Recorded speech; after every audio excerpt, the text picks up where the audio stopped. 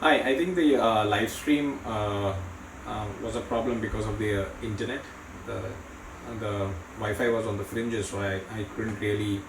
There was a lag between the audio and the video, so I thought I'll create a pre-recorded video explaining the tumors of the kidney and the bladder. This will be the first part. The second session will be with regards to tumors in the prostate, the penis, and the testis, which is more significant for the males.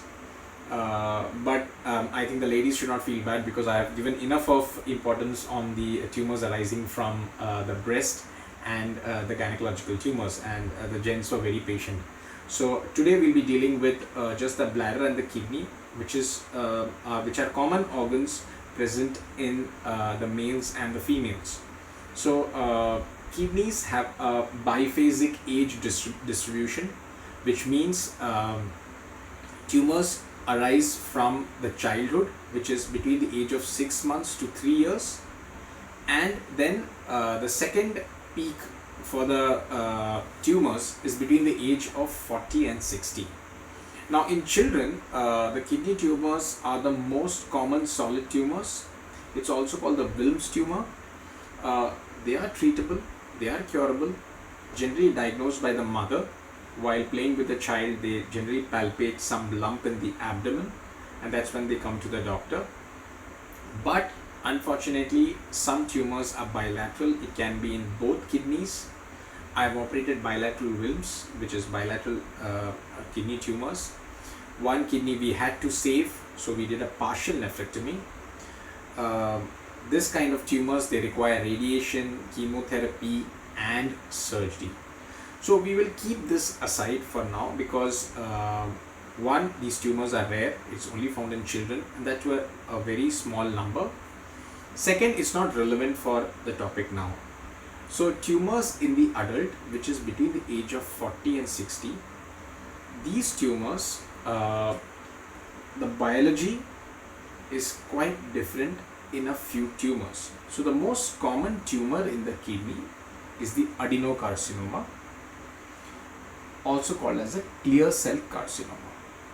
Now these tumors that arise in the adults, the most common cause for these tumors is tobacco or smoking.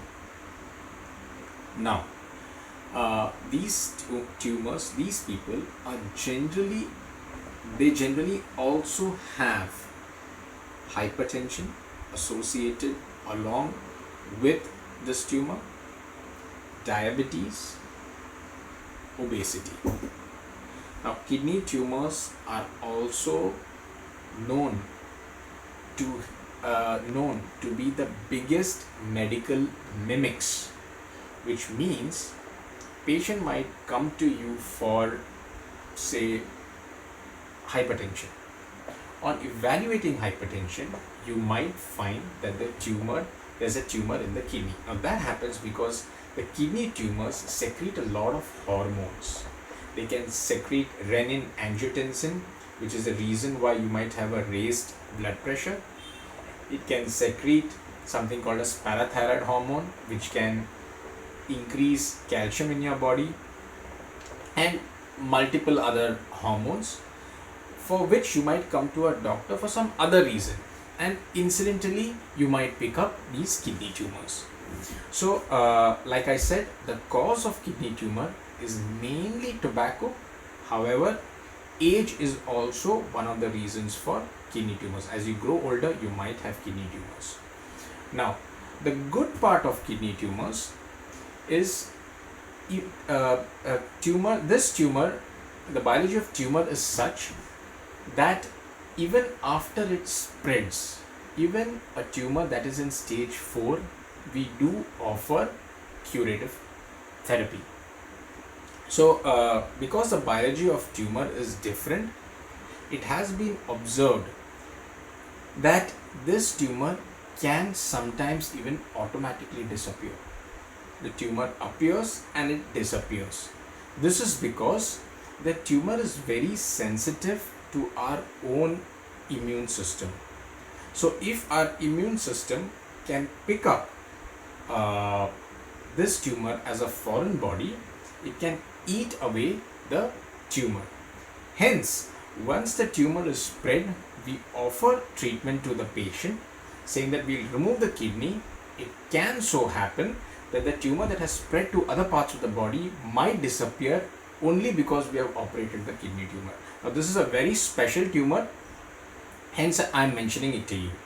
The other different property of this tumor is that these tumors are not sensitive to chemotherapy or radiation. So, a patient suffering from kidney cancer, we offer only surgery as the modality of treatment. Once the surgery is done, if the tumor is found to have spread to other organs like the lung or the bone, in that case we also offer tablets which specifically targets the growth factors in the tumors that have spread to the body. So there is no chemotherapy, there is no radiation, there is only surgery that we offer to patients of kidney tumors. Now, one also asks what happens when you remove one kidney. Now, we know that in kidney transplant, we transplant only one kidney to the patient. Although both kidneys have failed, we probably take one kidney out from the son or daughter and give it to the father or the mother. So even the son and daughter survive, or even the father or mother survive who gets the kidney. So you are very much safe if you have only one kidney. It will not make much of a difference if you remove that one kidney. However, if you come to us at an early stage where the tumors are less than 4 centimeters or 6 centimeters in size, it is very much possible to salvage that kidney which has the tumor and remove the part of the kidney that has the tumor. So, partial nephrectomy, which means removing only half the kidney, is a surgery that we can offer to you if you come at an early stage. Which means things that I have mentioned before, which is screening your body for any kind of tumor. You know how important it is, because if it picks up a small tumor, we can preserve the kidney on the whole. So these are the adenocarcinomas of the kidney. I've gone through the etiology, the causes of kidney cancer, which is mainly tobacco, smoking or age. Kidney tumors are associated with hypertension, diabetes, obesity. Kidney tumors can present in various ways. It can present as hypertension, it can present as increased calcium, it can present as polycythemia, which is increased hemoglobin, or it could just present incidentally on a sonography. So we need to screen these tumors regularly. Like I've already mentioned, my screening program does have sonography of the abdomen. How is it treated? Very simple. Through surgically, it can be done laparoscopically or open surgery. If the tumors are small, we can offer partial nephrectomy, which means removing only half the kidney or just the part of the kidney that has the tumor. Even if the entire kidney is removed, nothing to worry, your body can survive on single kidney. So that explains adenocarcinoma of the kidney. The other rare variety of kidney tumors are the transitional cell carcinomas. Now they have a different biology in comparison to adenocarcinomas. Now I am comparing transitional cell carcinomas, which is TCC, vis-a-vis adenocarcinoma. Now TCCs are rare in comparison to adenocarcinomas.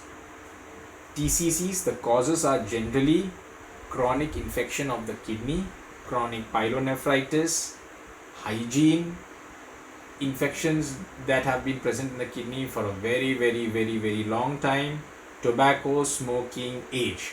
The age group is generally after the age of around 60 and 70, unlike adenocarcinomas which come at an earlier stage. Kidney tumors are generally round tumors. They will have pushing borders. They push other structures around. So they push the intestine, they will push the colon, they will push the liver. Very rarely you will find kidney tumors that are infiltrating the liver, infiltrating the intestine. Transitional cell carcinomas have infiltrative borders. They are very irregular. They are not round tumors like the adenocarcinomas. They are infiltrating, finger-like projections. You will see them going into the liver, going into the kidney. They are bad tumors. They're present with metastasis. They're present in an advanced stage of cancers. TCCs, they respond to chemotherapy. They respond to radiation. There is a multimodality therapy. One way good, you can offer them chemotherapy, you can offer them radiation. One way bad, you have to go through chemotherapy, radiation. The prognosis of TCCs are bad. You cannot offer, very rarely you can offer them partial nephrectomy. Most of the times they undergo complete radical nephrectomy with removing the surrounding structures, the lymph nodes, everything has to go. So these are the rare variety of tumors. It's the TCC, that is the transitional cell carcinomas, that can fall down into the ureter, which is the path that leads the kidney, the urine of the kidney into the bladder. So it's the TCCs that can arise from the ureter, and it's the TCC, the transitional cell carcinomas, that arise in the bladder as well. Now, transitional cell is the epithelium that lines the bladder wall. So transitional cell carcinomas can also appear in the bladder. That brings us to the bladder. Now, like I mentioned, ureter is just a conduit. Tumors arising from the ureters are less, but if you have a TCC, you must remember you can get a TCC of the ureter as well. Surgery for the TCC of the kidney will entail not just removing the kidney, it entails removing the ureter and the cuff of bladder around the ureter as well. That is the conventional surgery that is offered for transitional cell carcinomas.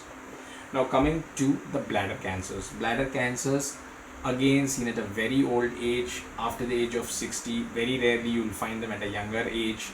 At a younger age, tumors will be generally these congenital tumors which have nothing to do with TCCs, and we will not be discussing those tumors in this session. Transition cells carcinomas are generally tumors of old age. Why does it happen in old age? It's because of the toxins that we consume, mainly smoking, the nicotine, that gets stagnated in the bladder and it reacts with the surrounding structures. It's just like keeping tobacco in your mouth, which causes cancer of the mouth. It's the same tobacco or the nicotine that causes infection, chronic inflammation, and it causes bladder tumors. Now, the problem with TCCs of the bladder is that if you have a bladder tumor, you need to remove the bladder.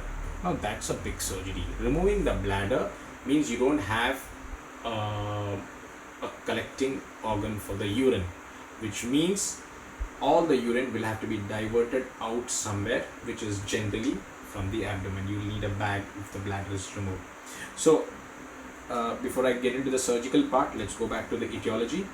So the main causes are these toxins, that is smoking, tobacco are the main causes, sometimes even age. People generally present with hematuria, which means blood in urine. Again, like I mentioned, how will you detect blood in urine? If it is visible, well and good. What if it's not visible? So you screen the urine. Again, I'm going back to screening. So my screening program has all these things present. Screening of blood in the urine must be because of some tumor in the kidney, ureter, or bladder. So TCCs of the bladder generally present with blood in the urine. When they present to the patients, they are generally evaluated first by a sonography or a CT scan, and then by a cystoscopy, where the urologist or the surgeon puts a cystoscope inside the urethra to observe what is inside the bladder. Now, when the scope is put inside the bladder, you will see tumors with finger-like projections. It just looks like an octopus inside your bladder. They'll have these finger-like projections inside the bladder, and there will be multiple. So when you look inside the bladder with all the fluid inside, which we inject to look at the interior of the bladder, you will see tumors like this floating in the water, and there will be multiple. So they will appear like warts inside the bladder. you take a biopsy, you diagnose the tumor. Initially what we do is we try to remove them endoscopically. So we try to remove these tumors endoscopically, and we see the depth of invasion of these tumors. If they have invaded certain depth of the entire bladder, then this option for treatment is removing the entire bladder. However, if these papillary projections, these tumors are very superficial, you can just get away by endoscopically removing these tumors. So it is very important that these tumors are diagnosed at an early stage. If not, you will land up with removing the entire bladder.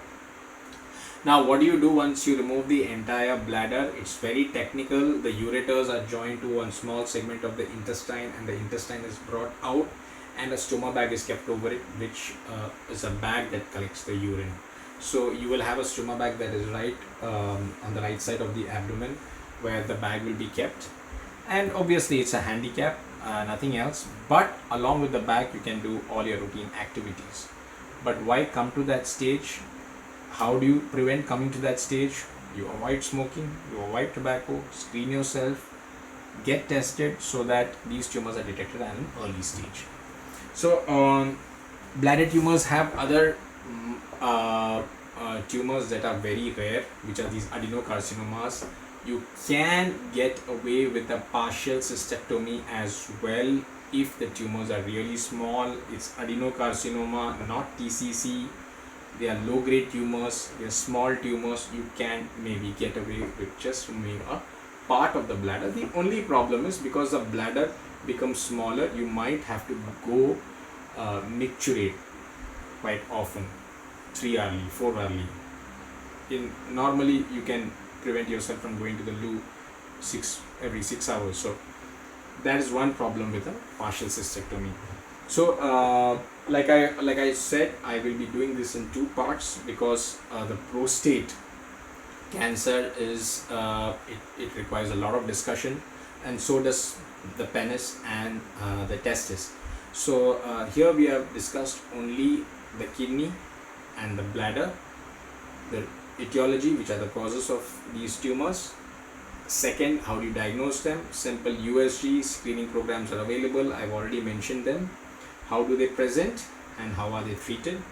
Bladder tumors, yes, I forgot. I haven't mentioned. Once you remove it endoscopically, every 3 months we inject BCG vaccine inside the bladder. This is done every 3 months. It's done for a period of 3 years. So you don't have chemotherapy for bladder cancer if removed endoscopically. However, if cystectomy is done, if the entire bladder is removed, we do give chemotherapy and radiation. So I think in a very short span of time, I have discussed very superficially the causes, how to detect, and the treatment modalities of kidney and bladder. In the next session, we'll be discussing what to do with the prostate cancers, how do you diagnose them, what do you do with the raised PSA level, which is a very important question. Most of the people take appointments just for a raised PSA level. What do you do with testicular malignancy seen only in young people? And what are the causes of penile cancers? What do you do with lesions over the penis? What do you see when you have a rash, wart over the penis? Very important questions for the young male and the females, because your spouses, your partner can have these warts, rashes over the penile organ. Please tune into my next video. It will be a very important video. I will be very elaborate and I will be spending time as well on that video. I might keep a pre-recorded video as well for the part 2 because it's quite big. Many of them may not be able to sit, and I will upload it on Facebook. Thank you. See you in the next video.